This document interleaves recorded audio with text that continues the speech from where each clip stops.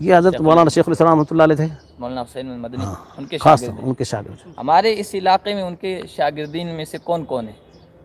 यहाँ के तो मौलाना हुसैन मदनी रहमतुल्लाह हुसैन मदनी रहमतुल्लाह के बिला वास्ता तो अब कोई नहीं रहे, बिल नहीं, वास्ता कौन सही। कौन थे?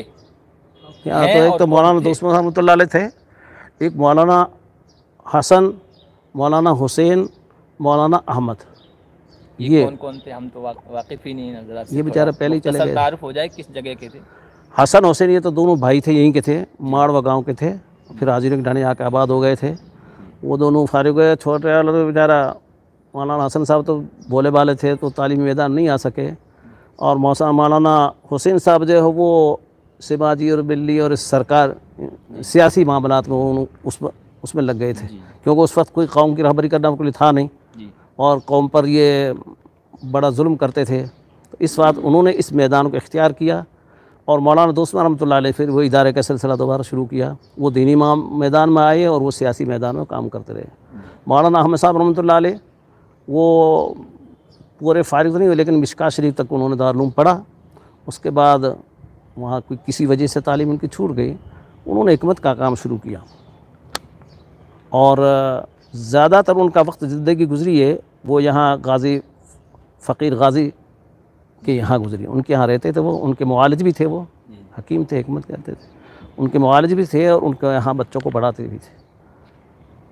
गाज़ी खुद जो है फ़कीर का तज़किरा आ गया है, और अभी चूँकि हुआ है उनके यहाँ वफ़ात हुई है तो काफ़ी चर्चा है, और नई नस्ल को तो पता ही नहीं है कि इनका पीछे क्या पस मंज़र है, बैकग्राउंड क्या है, क्या रूहानी निस्बत रखते हैं, और उस तहरीक का हमारे इस इलाके में क्या किरदार रहा है, हुर जमात का, पीर पगाड़ों से ये उनके हकीकत कौन थे?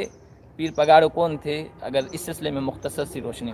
पीर पगाड़ों की सही तारीख़ तो मेरे जहन में नहीं है अभी, कि जो मैंने पहले ही अर्ज़ किया था कि कुछ अमराज का हुजूम और ये उम्र का आखिरी पड़ाव, लेकिन इनका ताल्लुक़ जो था गाज़ी फ़कीर से, इनका ताल्लुक़ पीर पगाड़ों से था। उनकी तरफ से ये खलीफा मुतय्यन थे यहाँ के। इनके वालिद तो से वो इनके गाज़ी फ़कीर के जो वालिद साहब थे ना, राना फ़कीर साहब, राना फ़कीर थे, उनके उस्ताद थे सालिम मोहम्मद नाम के फ़कीर थे। बस ये सिलसिला इस तरह चलता आता अब भी है, और इस वक्त उनके इंतकाल के बाद अब उनके बड़े लड़के सालिम मोहम्मद साहब को उनकी जगह पर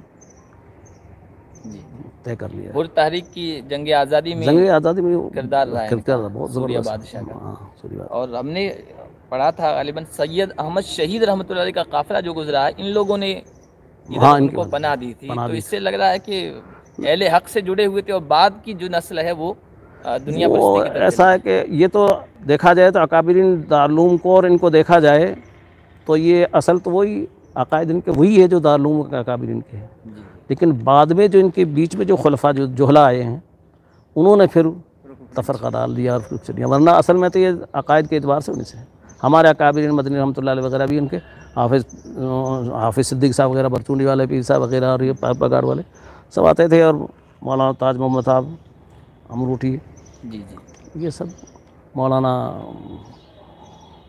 ये सब अकाबिरीन दारुल उलूम हैं, मुंसलिक अक़ीदे की है, लेकिन बाद में बीच में लोगों ने इसको, और ये जो जाहिल लोग बीच में पड़ गए वो है।